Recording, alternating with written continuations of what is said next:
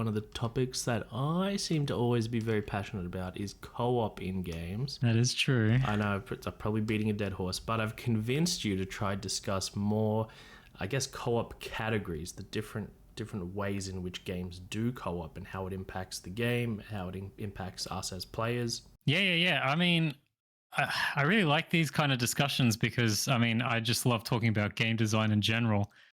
And I think that there's been a few times where we've kind of talked a bit at length with some of this stuff, but maybe haven't been able to get quite into the nuance that we want. And Yes. sometimes it gets a little heated. I think we've picked a topic that maybe is a little bit cooler than some of the other ones. It is pretty safe, I think. But I think there's a couple of things that we may have disagreements on, so I'm excited to get into that. Do you have anything in mind? Do you want to start us off pretty hot? Oh, okay. All right. Does every game need co-op? Shoot. Oh, shoot. Straight up. I mean, the obvious answer is like no. Nothing needs to be anything. But if I take the question in good faith, if I were to put myself on a scale from like no, obviously not, I don't care, to yeah, it's like such an obviously good thing, I'm pretty far down the end of yes, it's obviously a good thing. I see. So I guess if we take this assumption, for most games, it's an unmitigated good. Is that sort of safe to say from your perspective? I think so. I think that's a safe, like, at least launching pad. And if as you develop the game, or there seems to be certain design elements that come into play that sort of strictly make co-op in that like impossible or detrimental, then remove it. But I think you should start from the baseline of co-op. Yes, we're doing that. Okay, and that is, I guess we can't know for sure. But I mean, I know, having spoken to programmers in the past about multiplayer, I know a lot of them, look, I don't know how experienced all of them relative to some people in the industry who have a lot of experience with networking. But I know whenever I bring up multiplayer with a programmer, the response is always like almost some sort of PTSD, like, oh, so you want the game to take twice as long to develop because everything I do now needs an extra line of code to then check, okay, well, does this communicate with the server? And then there's all, of course, the issues of actually server communication itself. So like right off the bat, you've got technical issues here, but then I think I don't want to leave that behind. I think there's still sort of interesting things to detangle there. But I think we're kind of more discussing it from more of a, I guess, on the design front of the game, like almost, yeah. I really don't want to say let's just ignore the technical side of things, but I think that the argument or the conversation should be more on how does it influence the design of a game, what benefits there are, what aren't there. What do you think? Okay. Well, that's good. I certainly don't want to be blind to that. Obviously, you have far more experience than I do in that field. But in some sense, from my perspective, as more on the consumer side of things, kind of the proof is in the pudding. Like, you see some games like Across the Obelisk come out. In some sense, these games they're not amazing, they're not revolutionary. But what they did is they kind of took an idea and they just made it co-op, and then they saw phenomenal success. So I guess there's two observations to be made. One, that's just backing up my point that I think every game should be co-op. But second, is kind of the observation that some of these indie developers, they are managing actually to put out great games with these multiplayer functions. So I got lots of sympathy that there's a lot of problems. It's clear that a lot of games handle multiplayer poorly. So, again, proof in the pudding style logic, it probably is harder than I think. But at the end of the day, I see indie groups manage this somehow. So I'm going to assume it's possible. Yeah, that's true. I mean, a turn-based game obviously has some benefits because you're not needing necessarily quite as real-time. Like if we take a game like, say, Dota or League of Legends, obviously the networking needs to be such that communication is as close to instant as possible, or things just kind of collapse. Turn-based games are easier, but look, I'm happy to kind of put the technical stuff aside for the time being. I'm sure I'll bring it up. Apologies in advance. Good. Glad to hear. But I think Across the Obelisk is actually an interesting like a game.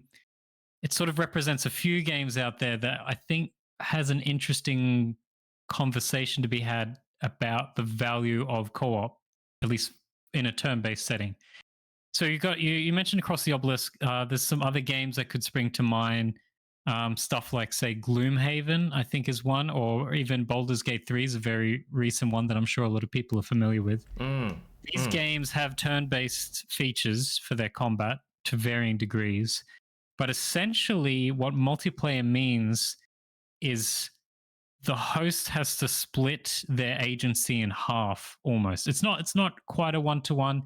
Obviously, in Baldur's Gate 3, I can't walk all 4 of my party members around the overworld at the same time. I have to control one at a time or have them follow one. And so there's some kind of added, like there's a pool of agency that's added to by having a second person there manipulating a different character.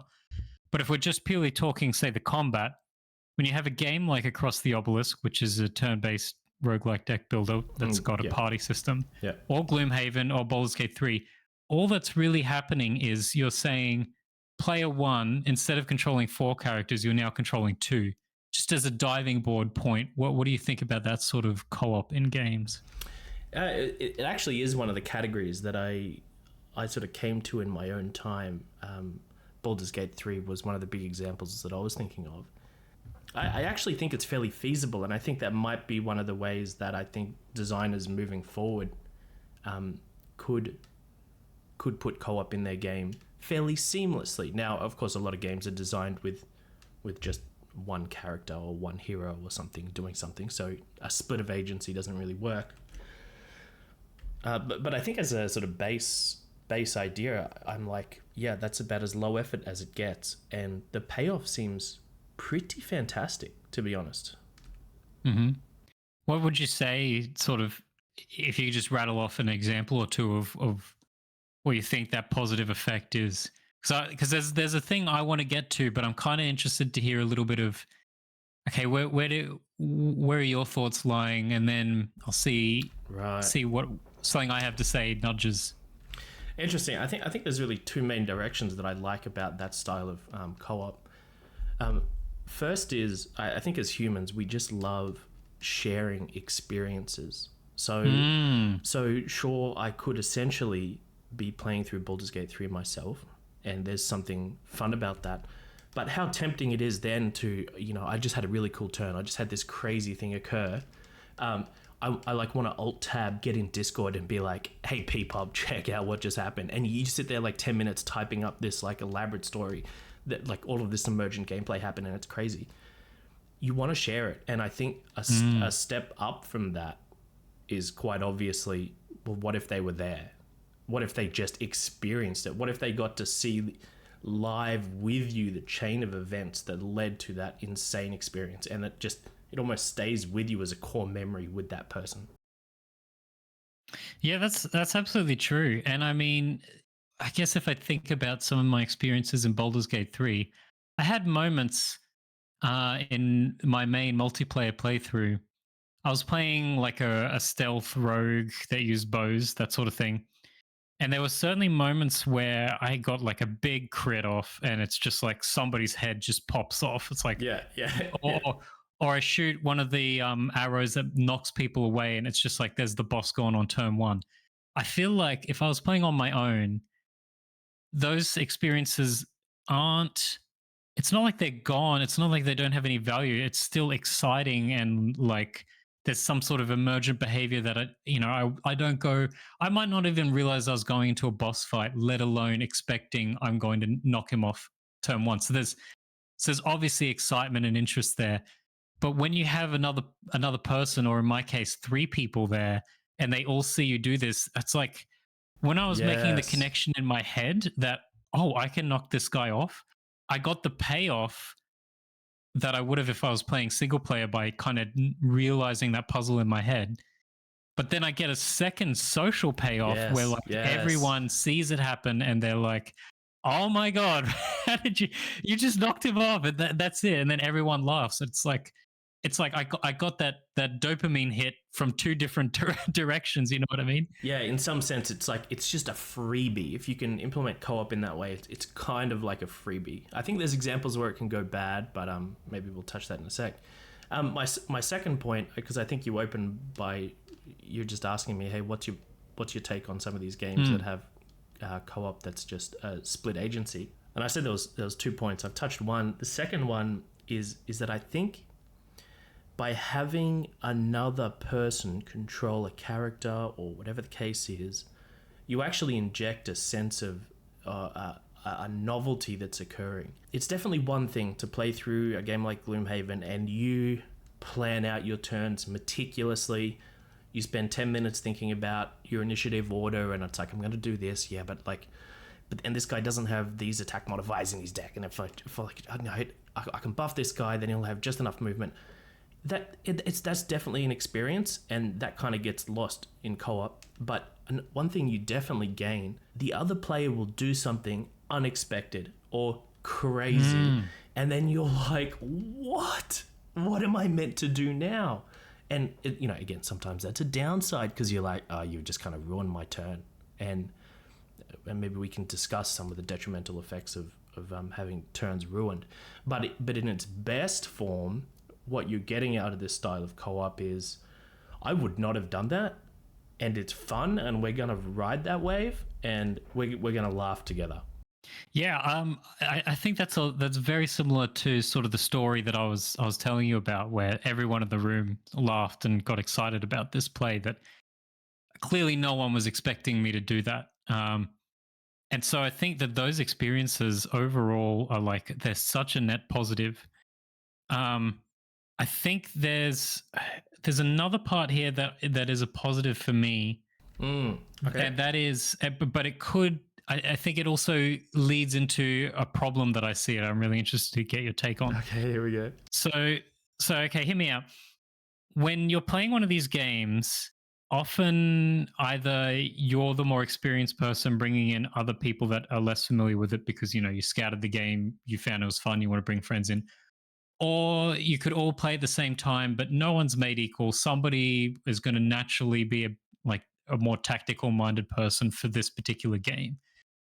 So often, or pretty much always in my experience, you'll have different people with different skill sets, and somebody will probably be more like the like air quotes best player among us. Maybe their skill set is just slightly better or something. Sure, yeah. And so there's a positive there. One is that you have this player that can act as a mentor, or even a person that might be too good for the game, but other people are almost creating scenarios where they have to salvage.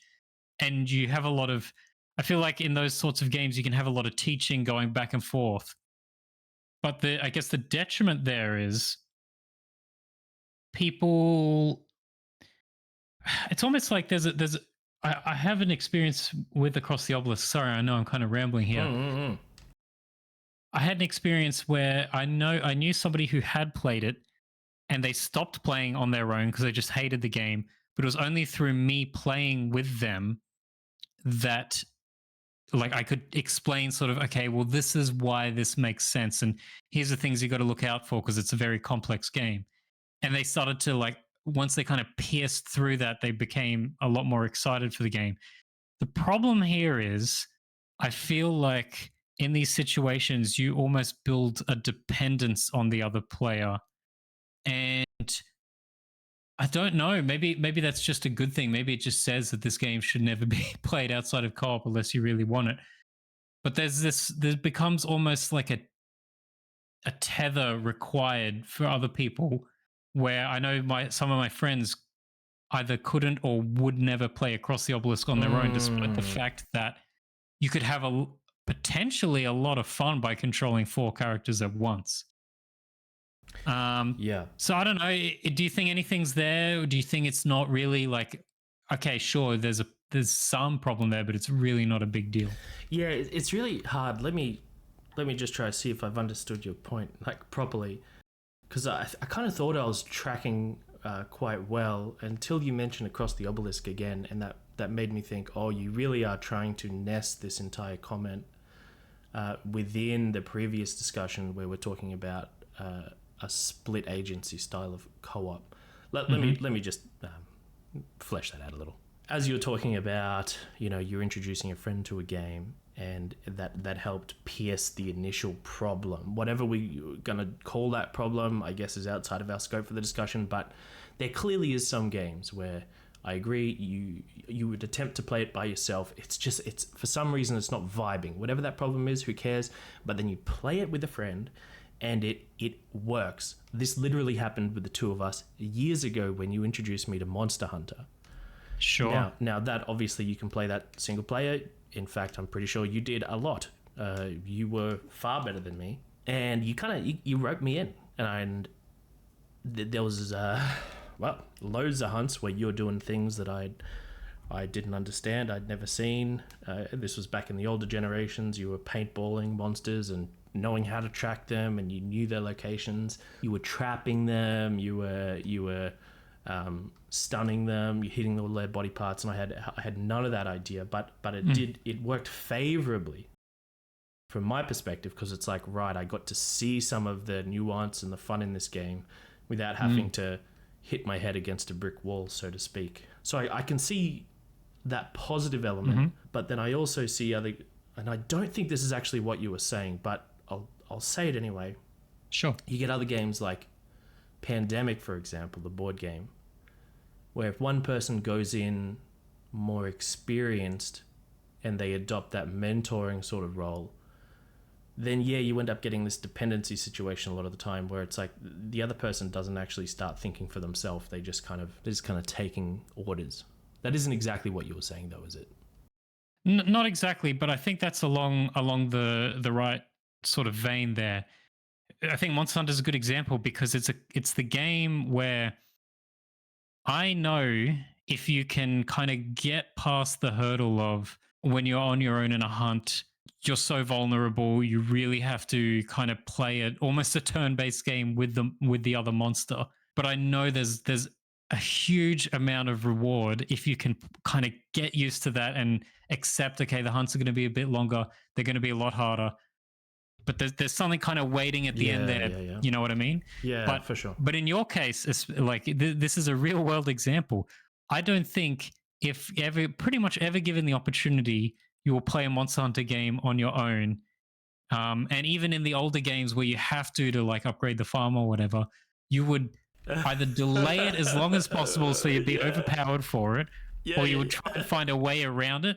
Or if you had to do it, you would do it, but you'd be like absolutely miserable. Oh man, the flashbacks, yeah. You know 100%. What I mean? I literally did try to avoid that like the plague. You always had a high level farm and everything because I'm like, I just don't want to go do the single player stuff, man.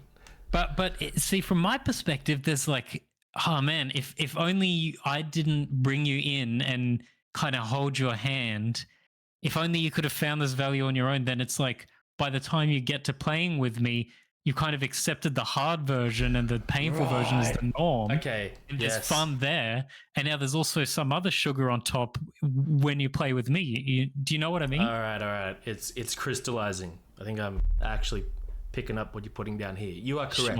Sure. It's like, if I did play it by myself and I did manage to get through that, absolutely. But because I did play with yourself and our mutual friend, why would I kind of go back is kind of how it felt. So you're right. It became, I can see I'm definitely missing out on an experience. And from my side of the horizon, I guess, I'm like, that's an experience I don't want. But your point is like, but that's an experience you should have. Yes. Yes, exactly.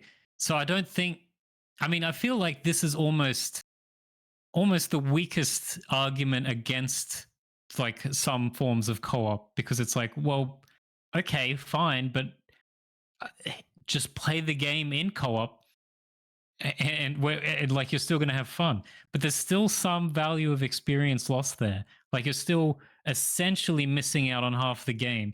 And I can tell you that when like in say Monster Hunter GU, when you have to hunt Valstrax on your own and you take it down, it's like, it's such a satisfying feeling to climb the mountain, to take on the dragon on your own, You know you did it. It's like there's kind of no doubt in your mind. You can remember the hardships of getting that kill.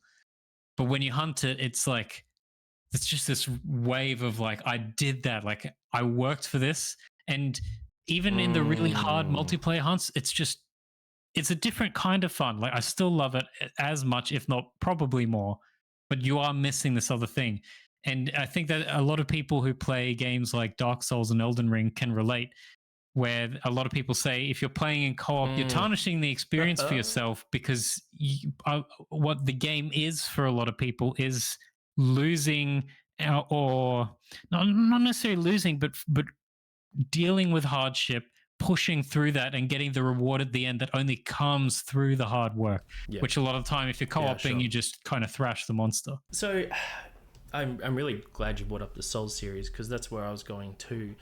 And this is a bit of a weird angle, but bear with me for a second. I think the Souls games, I think as you said, it can get taken as a bit of a difficulty slider in people's minds. Like if you're playing in co-op, it is intrinsically a little bit easier. And I think that's partially, or maybe even just almost completely, due to the fact that you don't have aggro at all times. And I think that's true for Monster Hunter, so I think there's a very good analogy there. Do you think that's accurate before I continue? I think that's a very big part of it. Yep. Yeah, and so that got me to thinking, like, I like the idea that, okay, devs can essentially create a single player game, like Dark Souls, for example, and I think more devs should just somehow, I can hear you in the background saying it's so hard, but find a way just to essentially, even though it's just the single player experience, just find a way to get that person in that other person's world, and you just do the same content. And my next statement, so I am affirming, I think people should at least be willing to do that, because look at how much flavor has come out of the Souls genre. The whole Sunbro, that entire thing only comes about, that emergent gameplay only comes about via the co-op. But I want to draw an analogy actually to something like an MMO, like Final Fantasy XIV, for example. You do the high-end content. Now, this content is designed around, you have 8 people, you get put in a room, and the boss is ferocious. The mechanics are designed to account for the 8 people. Do you think there would be that same loss that we're talking about in Monster Hunter or Dark Souls if kind of after the fact, once they've designed the bosses, they designed specific mechanics that they could just plop in based on amount of players in the world? Wow, that's an interesting idea. I've never even considered that. I think my knee-jerk reaction is to kind of, I feel like I'm always in defense of games are too much work for devs already. So there's this part of me that's immediately like, yeah, but do you know how much extra work you're getting in when, monsters are already like, they're so hard to make, I'm sure, and they're already so high quality in single player and multiplayer, but you're asking for something else on top. But I think the reality is, if you could do that, I think it would be I think that'd be a great idea if the enemies sort of, they're designed initially with a single player in mind, and so a lot of their attacks are like focused on an individual. If it's AoE, it's more just to try and encourage you to move out of the way completely. Yeah. But then from there, you kind of expand its move set and be like, okay, well now it's got moves that will chain into attacking other players, or it's got AoE moves that attack a much wider area. I guess potentially there's some issues around, if you've played it single player, then you go on multiplayer, you kind of get trashed by a new move. But I don't know, that also kind of feels like there's something exciting to discover there. It's like you've already done it, there's something new. I think that's a pretty cool idea, I gotta be honest. Yeah, and I think I agree with your perspective, like that does come with a big burden on design. But it is interesting because the first direction you took that with is like, oh, I need to edit or alter the monster. But actually my reference to Final Fantasy XIV was a little bit sneaky, because in essence, the way a lot of the combats work is just the tank has aggro of the monster at all times. It's essentially a single player experience for the tank. So what's the multiplayer experience? Well, actually, it's things like, oh, there's this big incoming damage it's falling from the ground, and you need someone to. This sounds really actually daft now that I'm explaining it, but you need someone to stand under the meteor to soak the damage, because otherwise it's going to do room-wide damage to everyone, and that's obviously worse than just damage to one person. Or there's an effect that comes up on the ground, and you need to avoid it. Or there's an effect that comes on one player, and all the players need to gather around them to absorb damage. Stuff like this. And I think part of the beauty is that you can actually copy and paste these features by and large. Okay, you might want to design a separate animation, so when you're versing the fire boss, when you're versing a smelter demon from Dark Souls, his area effect on the ground is fire. Meanwhile, you're versing, I don't know, someone else. Okay, it's an ice effect. But by and large, it's like you're actually just copying in effects that are other than the monster. You don't have to design custom animations and unique, like, big chains of, like, if this, if that, then do this, and complex stuff for monster logic. It's literally like, hey, in 2 players, when the monster's doing this attack, it also summons a meteor above the second player. Right. So, yeah, that is a very different, I guess, way of approaching it to what I imagine. I feel like, now, correct me if I'm kind of not thinking open-minded enough, but a lot of these mechanics feel sort of at odds with the sort of the fundamental design philosophy of how the players should feel when they're playing a Monster Hunter game. Where when you're playing Monster Hunter, sort of the apex display of skill is you literally never get hit and you counter all the monster attacks. Yeah. If you think about, if you've ever watched, like, you know, a high level player that's like, okay, I'm versing a multiplayer health monster and I solo it in 5 minutes without getting hit. And it's like, I've counted every hit, I've dodged everything. I guess those sorts of things seem very different to, there's a player that has either a role forced upon them, or they've selected themselves to fill that role of, I'm going to absorb the damage, or I'm going to make sure you can absorb the damage, or I'm going to avoid the damage entirely. Whereas that last camp is kind of, that's all you're playing in Monster Hunter. And I don't know if you make the game based around these kind of concepts, does it then become the case that playing single player, which is meant to be a big part of Monster Hunter, right. How does that translate, or can it not, or is there just a way, and I'm not open-minded to it? I think you're really onto something. I think if you don't design it well, and you're just like, oh, we're just gonna add a pool of lava on the floor, or some meteor that one player just kind of has to stand there for 20 seconds while one player's actually engaging in the gameplay. That's kind of the juxtaposition that it feels like you're saying, and I feel that, actually. I feel that. One example in Final Fantasy XIV, you're doing a boss fight.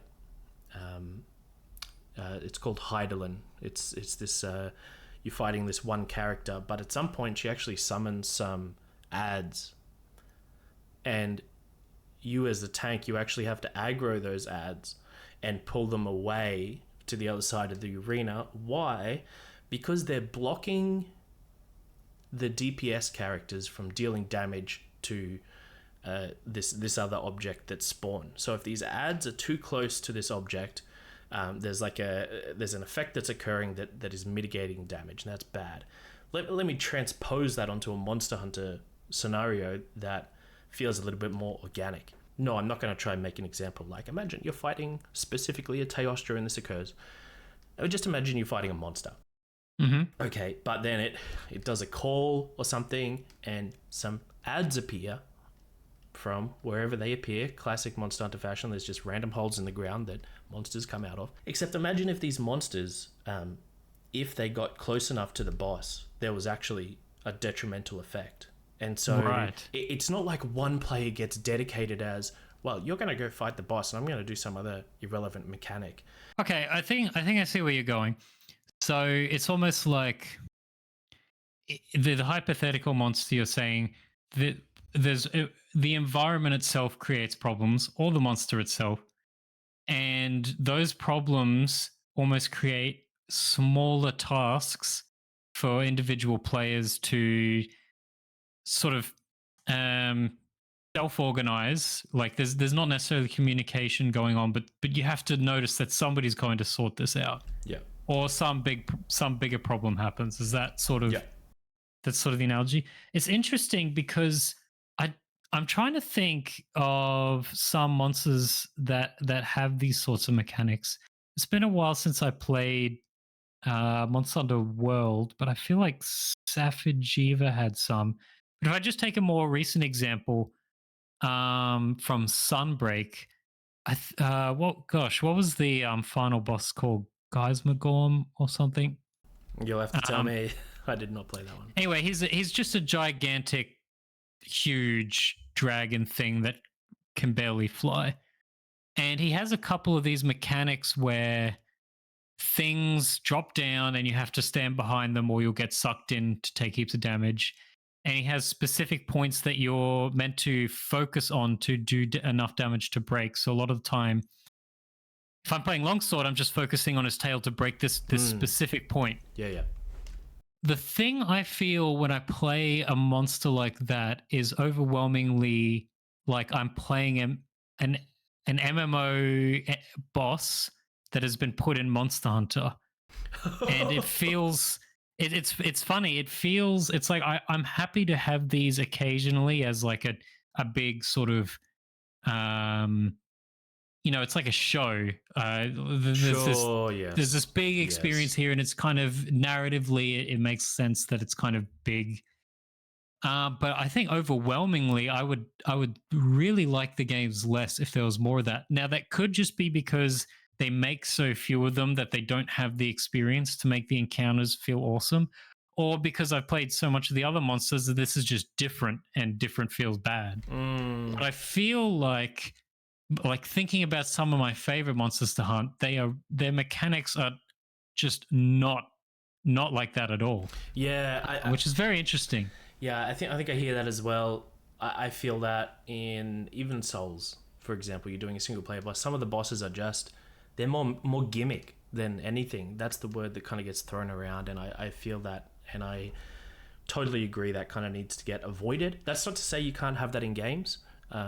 As you said, there's something narrative. There is something that can be interesting. Certainly not everyone's flavor, but that's not to say that. Yeah, that's just not the sort of co-op experience that I'm talking about. Maybe a better example, and then I'll pivot us off to a different point. I think maybe just consider if you're fighting two monsters at the same time, but it was designed in a way that there was some kind of intrinsic synergy. Maybe you're fighting, I can't just think of World. There's the Barroth, right, which covers itself in mud. Mm-hmm. And then there was the Duryatotus something, the water thing. Yeah, the fish that covers itself in mud. Yeah, I can kind of imagine actually a combat where they're sort of in the same area, and maybe if we import some of the Rise mechanics where you can mount a monster, it would be, I think, a lot more interesting if the Barroth rolls around in mud, but then one of you've got a mount charge saved up or something, and then you mount the Duryatotus and you shoot water at the Barroth, instantly clearing it. I see what you're saying. Yeah, okay. I think I see where you're getting at with this. I still don't know if I agree. I think it's something I'm going to need to think more about, because this is, again, it's like I'm just thinking about the experiences I've had that are as close as I can draw comparisons to what you're saying, and I know I don't like them, but I don't think that's a good enough answer. That's so interesting. You know what? I think we should let's just move on. I'm really interested to hear some more about the co-op categories that you've kind of got in your mind. Yeah, good idea. I think I'm going to pin that point actually. That maybe it's a conversation for another time.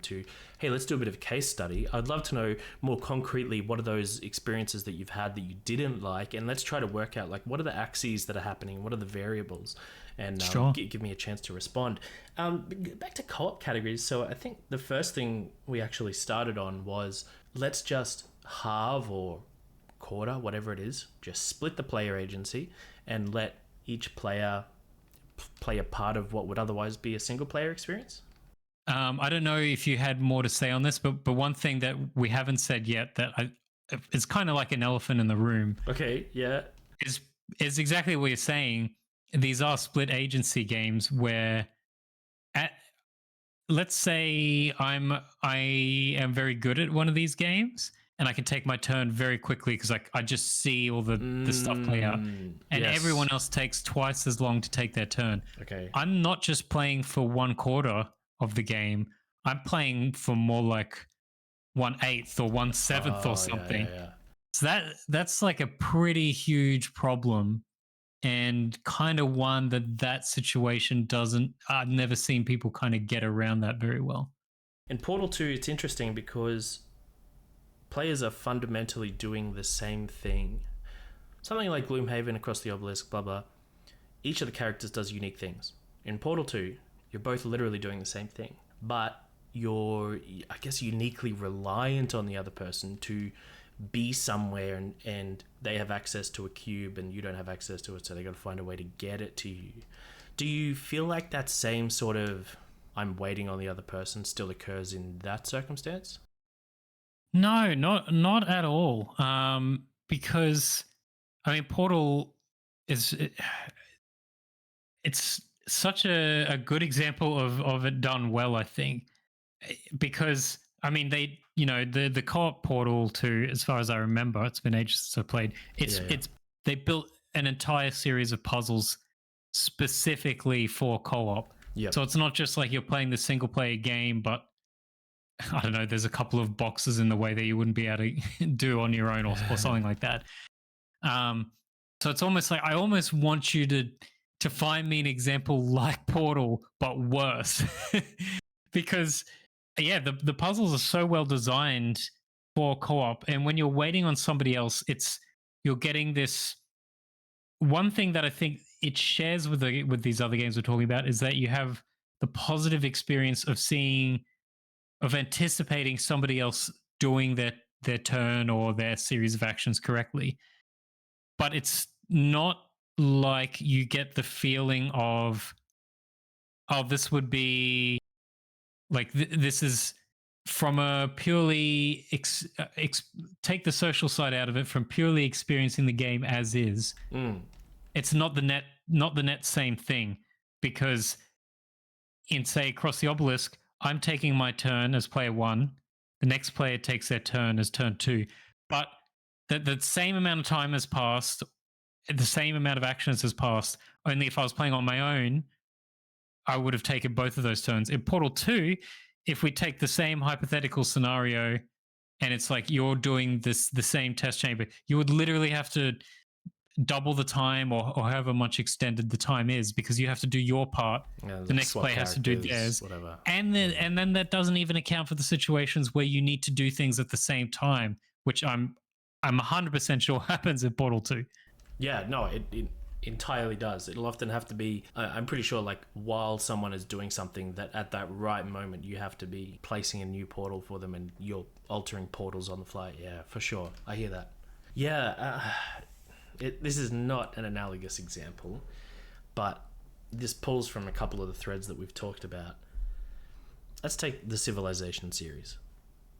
Okay. I have just disclaimer, I have not played much of that sort of game. Right. Okay. So it's a 4X game. Like, I think you know, like, what it is. But yeah, broad speaking, yeah. Yeah. One of the cool things about it is you can do your turns simultaneously. So I don't know if there's conflicting situations what it does.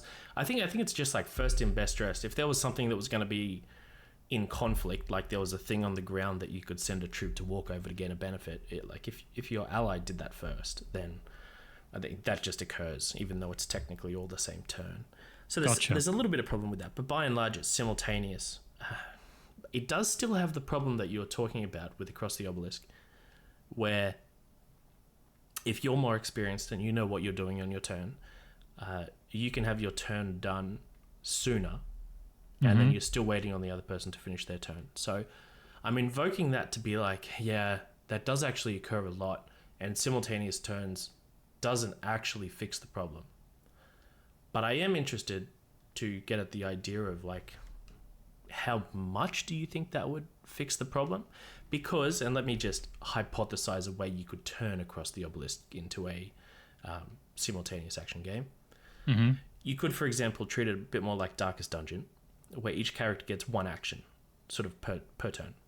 Now, it's a very different beast of a game, but it would enable you to, select your action, and then they just kind of all resolve. You can be in voice chat if you're concerned about something, like maybe save your setting on fire effect for after someone's used rain or something.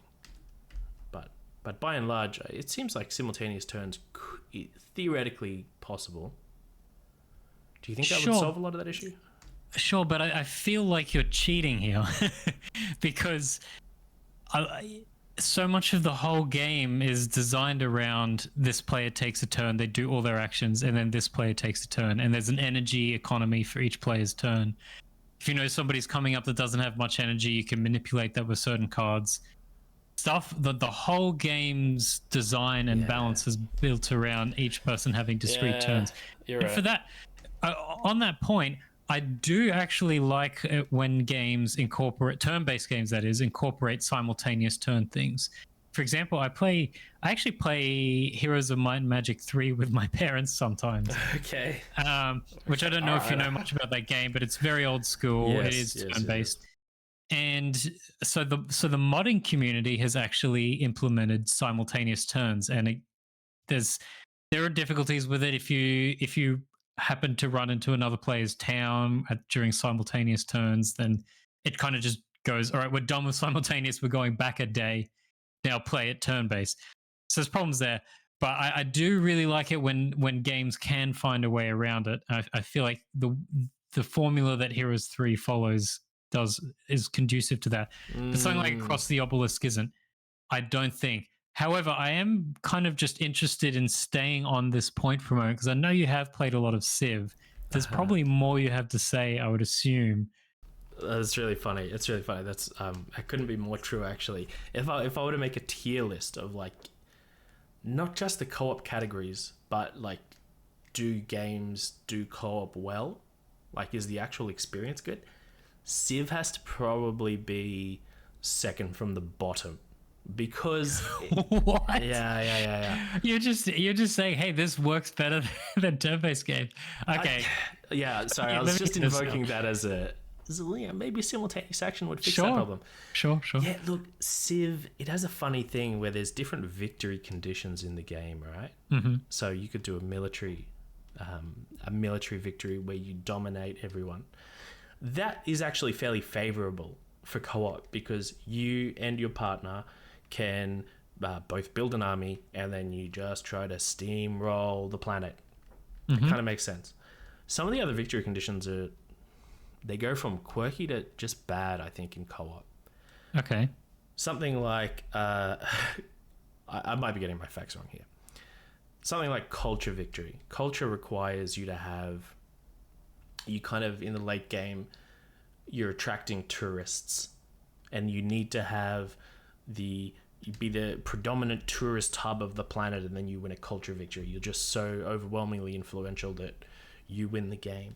I think if you go to war, though, actually a lot of those sort of features become just inaccessible to you.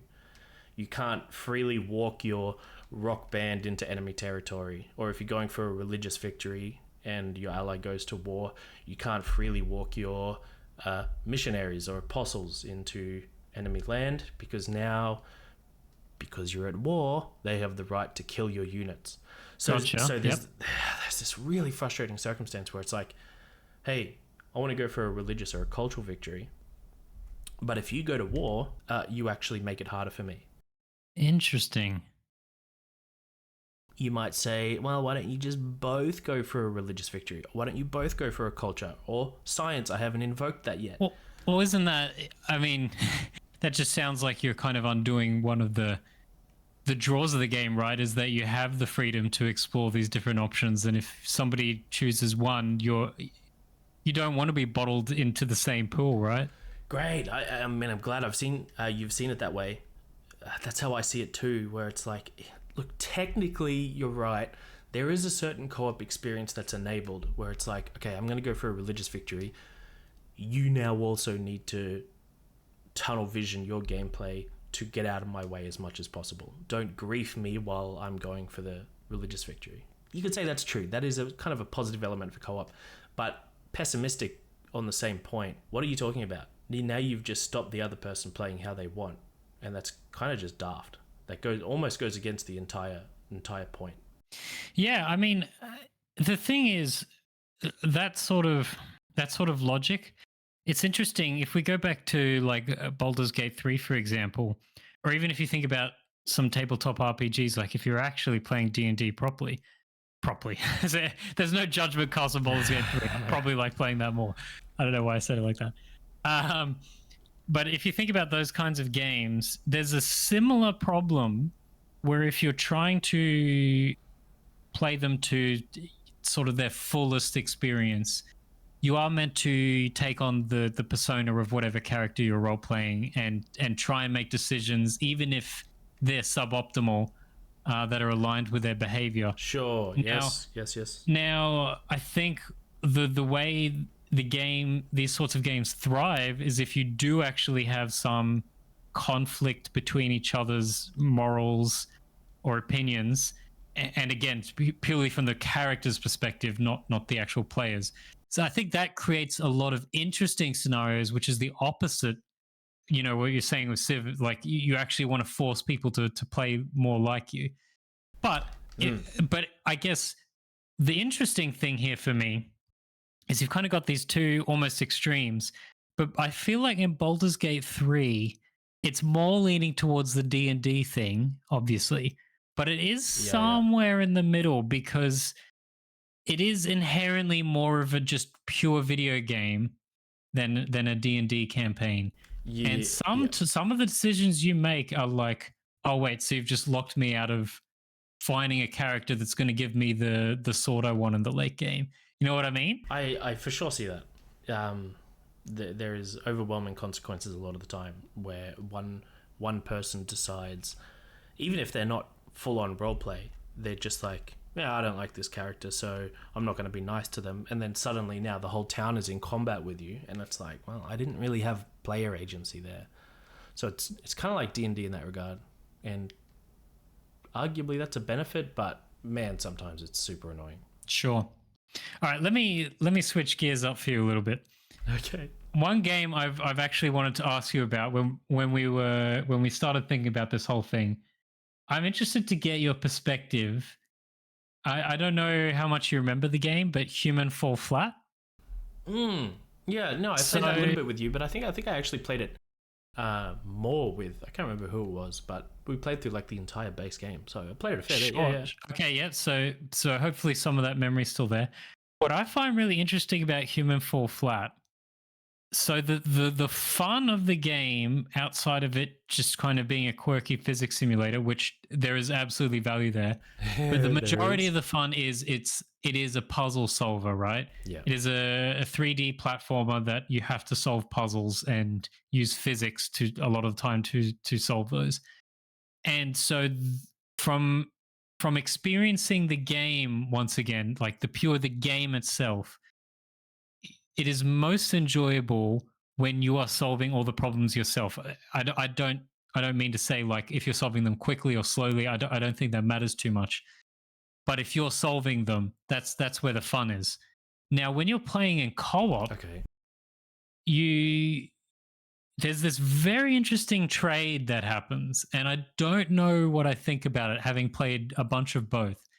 Okay. So when you play co-op, you have to trade away some amount of puzzle solving, or you compromise your partner completely. If you solve the puzzles faster than them every time, they haven't enjoyed the game as it's kind of again, air quotes, meant to be enjoyed. Yes. But otherwise, you're splitting. So one person solves a puzzle, the other person solves a puzzle. The other thing is when you, the consequences of playing co-op, a lot of the puzzles are easier purely because there's a second person there. If I can hold the box for you when you're making the jump, then you don't have to carry the box across with you. Or sometimes you can hoist somebody up when they're not quite making the ledge. Right. So these are actually like huge trade-offs you're making for the like on the value and the merit of puzzle solving, which is the core of the game. The value you get though is you've got this quirky physics simulator which is ridiculous, and so that ends up creating a lot of fun and laughter and like hilarious moments. But you're fundamentally shifting the game far away from one thing and far towards another. And it's like every time I'm playing co-op, and especially if it's a new level I haven't played, I often walk away being like, I had a great time playing, but I've also I didn't get to have the fun with the level that I want to have. So I just think it's really interesting, and I'm kind of curious to see if you've got any more perspective on that. Yeah, look, just if I would try to put this into the framework, just for how I'm trying to think about co-op categories, the way it's done co-op is that it's split player agency. Mm-hmm. Yes, one person can do a puzzle and then you don't get to do it. But that's almost worse than the examples that we've stated before, because previously, let's say Across the Obelisk, each player still gets a turn to act. This example of Humans Fall Flat, where one person can kind of just go ahead and solve the puzzle and the other person does not get to, really that's like one person gets control of a character and they just demolish the entire fight by themselves, and then you're left there like I guess technically we're engaging in multiplayer gameplay, but like I didn't really do anything. So that's interesting. We've got an extreme event occurring. Yeah, and sorry if I can interject, but you've just reminded me. Sometimes when I play this, I notice I kind of trick myself into this pattern of behavior where I'm almost rushing ahead when we solve a puzzle to try and figure out the next puzzle as fast as I can, rather than just sort of sitting and enjoying the game and like taking my time with it, because I'm like, I want to solve a puzzle. Yeah. The last two have been solved by these people, and I haven't got anything out of it. Wow, that's so interesting. I mean, I don't know what on earth you'd have a solution for that, but I think your secondary point was really interesting too, because it's almost like the point of the game shifts. It turns from being a puzzle solver into a comedy routine. It's like a social. It's almost like instead of it actually being a puzzle solver, it's more like you're in a VR chat. I've never done it, but it's almost like you're in VR chat and there's one person solving a puzzle, and then you're just there at a bar next to them, and you're just taking like virtual drinks and throwing your hands up with other people in the room. It's like, man, that experience just shifts totally. Yeah, and again, I don't know if I have a sort of an overarching opinion about like what's the merit. Like, is it better or is it worse?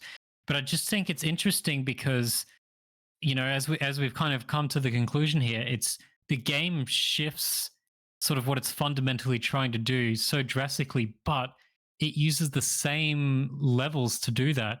So whichever you end up doing, if you do single player of a level first, then you go multiplayer, you have to make the call. Okay, I remember this puzzle. Maybe you don't remember all of them, but let's say you remember 50% of them. You have to make the call each time. Do I kind of just dawdle around and let that person do it, or do I just solve it for them? And that feels like a bad choice. I don't like being in that position. Yes. But the alternative is you've completed it in multiplayer and then it's valueless in single player unless you come back like 2 years later. Yeah, it is interesting. I was playing with a friend. Well, more specifically, he was playing, but he was streaming it to me, a different puzzle game. You'll see the relevance of this soon. Mm-hmm. Now, it was Talos Principle 2. Mm-hmm. It is strictly a single-player game, but the puzzles in it are really quite difficult.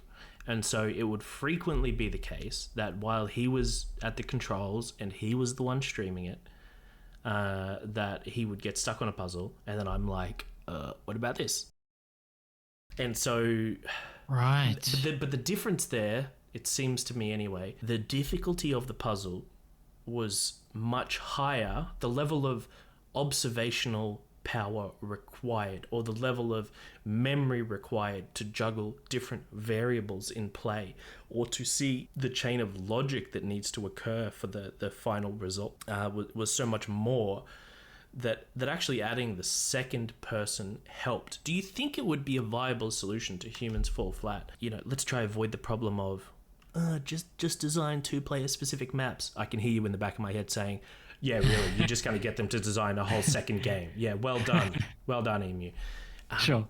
An alternative would be you just kind of ramp up the difficulty. You make them increasingly complicated, and so it reaches a point where it's like, oh man, I don't know what to do.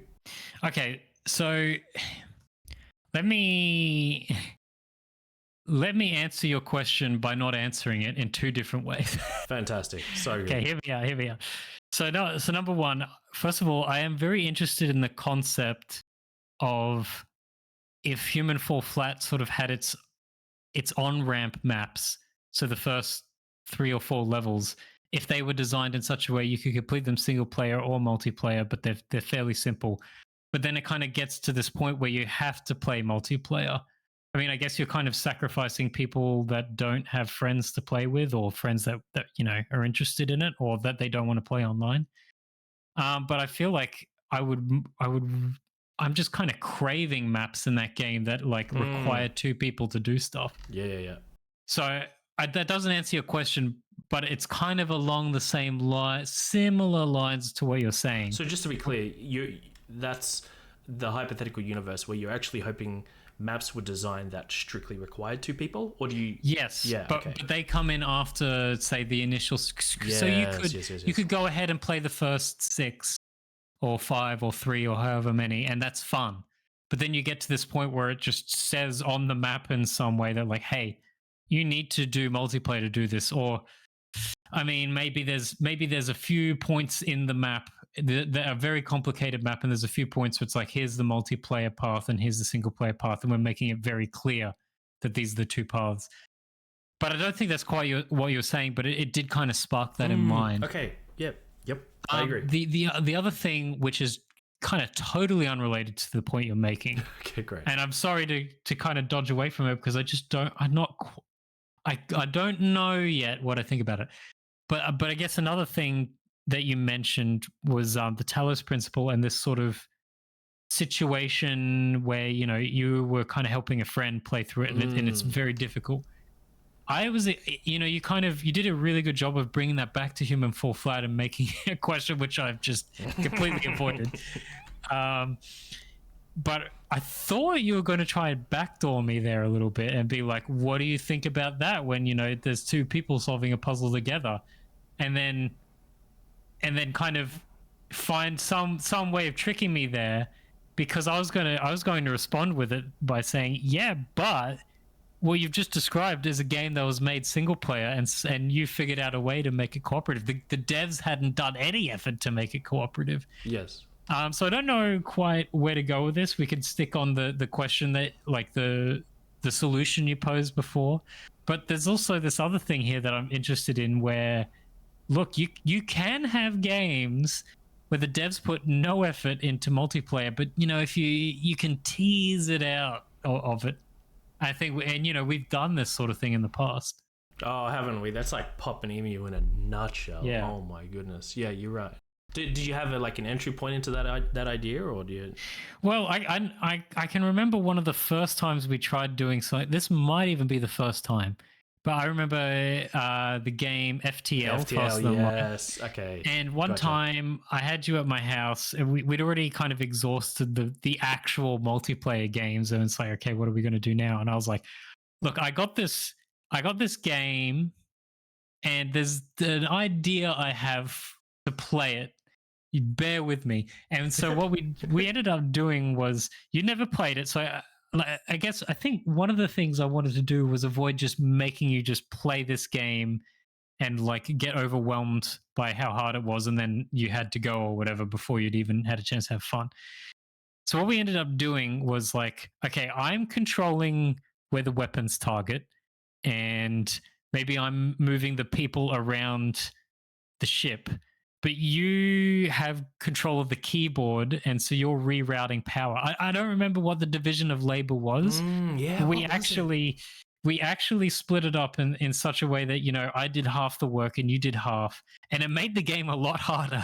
Make no mistake. But Yeah, man, was it fun.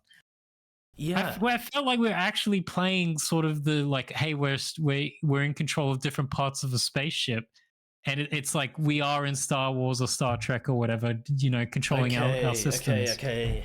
Yeah, that was a very different angle than what I expected. You went for FTL instead of our sort of our Pokemon Scarlet Violet playthrough. We'll get there. We can get there. So that we were literally in the same client playing the same game but with split controls.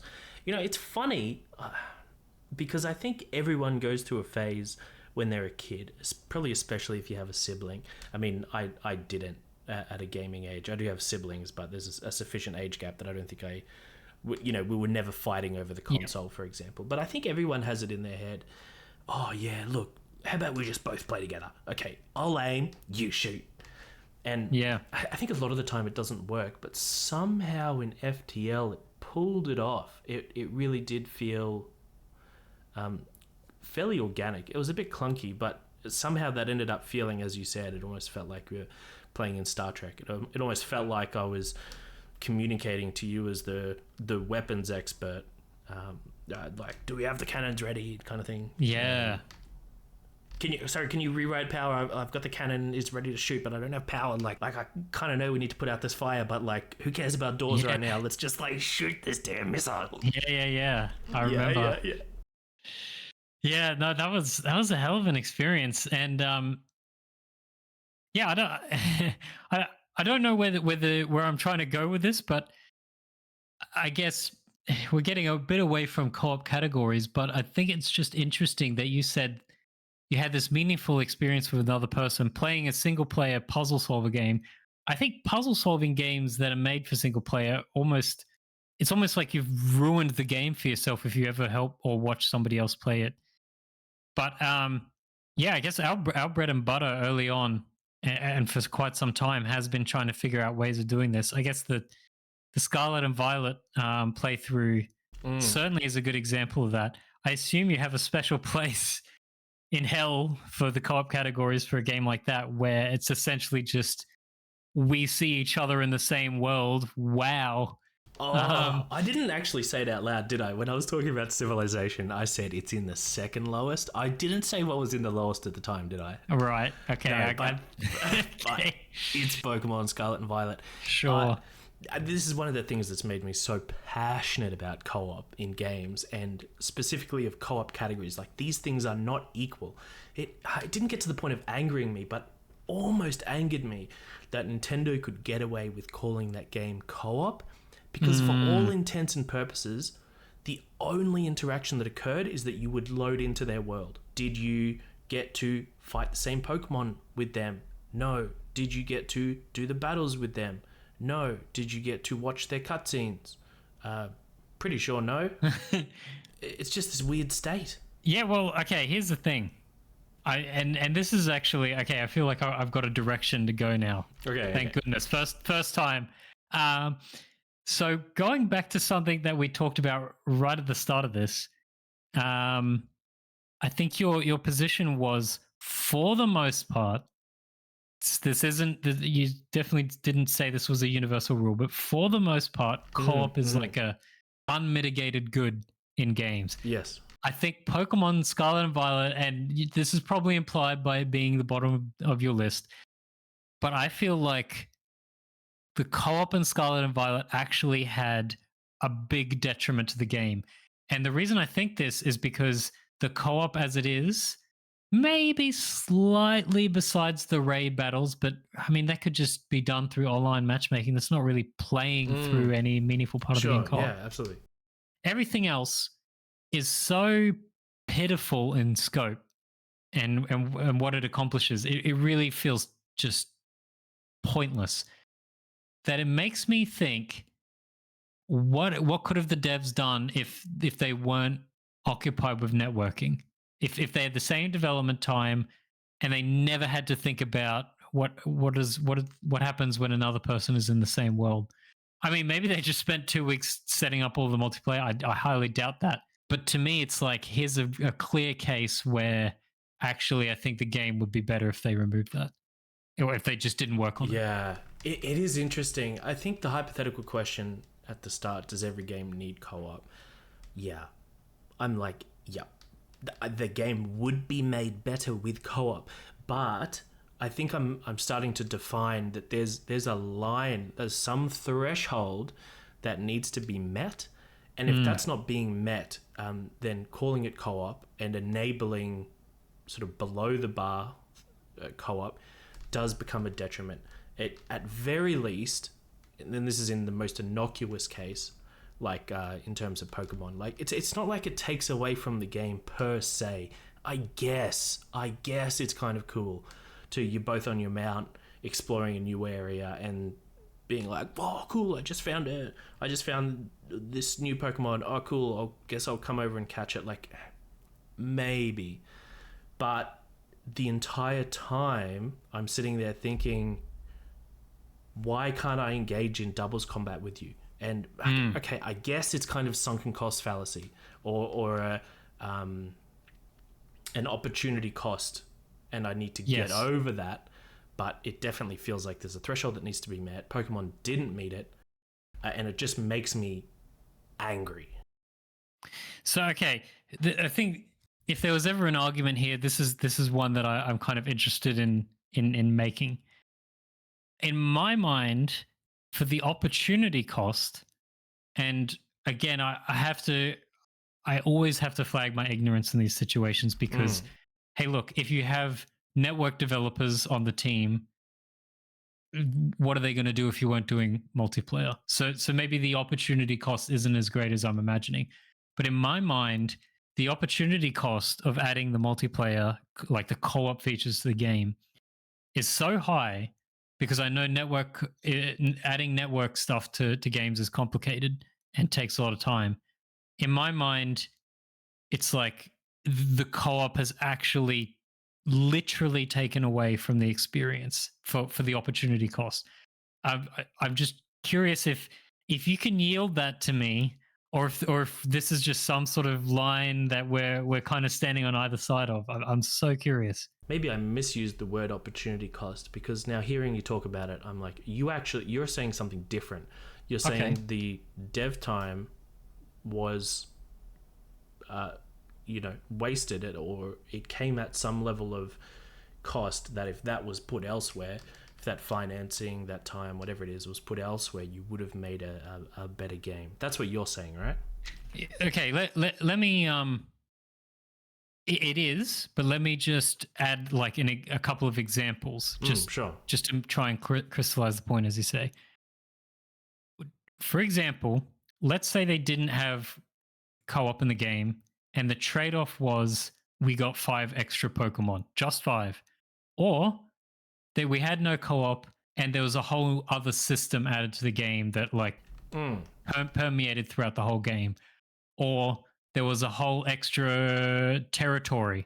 It's like any content or system addition like you can think of. It's just like if we remove this, but we get something, almost anything else for free by not having spent the time to try and design it, like, would the game be better? Because in my mind, I struggle to think it like I feel like if they had one more Pokemon in the game, just one, I think I would rather that than the co-op that they have put in. Yeah, it is interesting. And I find myself completely agreeing with you. I think, and maybe this comes down to the sort of the co-op threshold that I was talking about. A certain threshold needs to be met. I agree with your position. If co-op's bad, if a system is bad, I would... This goes for anything, not just co-op. If a system is bad, I would rather that wasn't put in place and instead something else was made better. That's just a quality over quantity sort of debate, and I think most people tend to agree with that. I don't think that's a particularly hot take. Okay. Oh, sorry. Do you have more to add? Because I have a follow up, but I'll let you. I'll let you go. Go on. Well, if you got more to add, I'll let you go. It is, but it was pulling back to what I was saying earlier. So, but if you have something on that particular topic, go ahead, man. All right, well, let's stay on this just for one more minute. Okay, so if we accept that point of like, okay, if the co-op it's below the minimum bar, then actually you've done harm to the game by not working on other things for the opportunity cost. Yep. Okay, we accept that. What if, because we know that Nintendo puts pressure on Game Freak to release some sort of Pokemon game essentially every year because it makes so much money, right? Yep. Let's say they had bigger plans for the co-op, and you had all the best intentions, or the not you, the dev team, the hypothetical dev team that made Pokemon. If they had the best of intentions and they were like 30% of the way there, but for reasons they couldn't control, or maybe because they poorly scoped, they underestimated, it's like it is their fault, but nonetheless their heart was in the right place, you could say. Yep. Do they get a pass, or is there sort of, you should have done something else? Yeah, I think I fundamentally agree with the idea that if you're taking longevity into account, then it's not an opportunity cost that's gone to waste. It's all, we're going to use the same engine, we're working towards a better future. That's cool, so I can get on board with that loosely. That's like the first stage in the logic. Do you think it still holds? Do they get a free pass on using their time that way? Yeah, I think they do. But should they have made a way to scrap it from the game? When it comes to the live build, we've got a way to just switch this entire feature off. And would I have preferred it to be off? Yeah, actually, I would have preferred it to be off. Interesting. Yeah, but that actually ties back to my other point, and this is what I kind of meant by opportunity cost, but I realize now that was just poor phrasing. I felt like I'm in your world, we're playing Scarlet and Violet together. I see you get into a trainer battle, and I see you throw your Pokemon out, they throw theirs. Why can't I watch properly? Now, okay, they get a free pass in terms of they're going to implement that later. I'm not angry that they developed that. I just feel an intense sense of, you've given me a taste of something, but you're denying it, and that invokes a negative reaction that to me is not worth the cost. I would rather have just not seen you ever throw your Pokemon out there. I don't know what you call that. It's not an opportunity cost. It's just you can see a hypothetical future. It's like it's a promise. Yeah, it promises something greater than it is almost.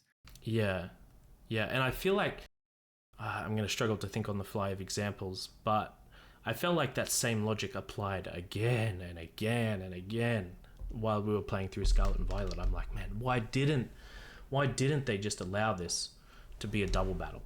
And we can actually just connect with our friend.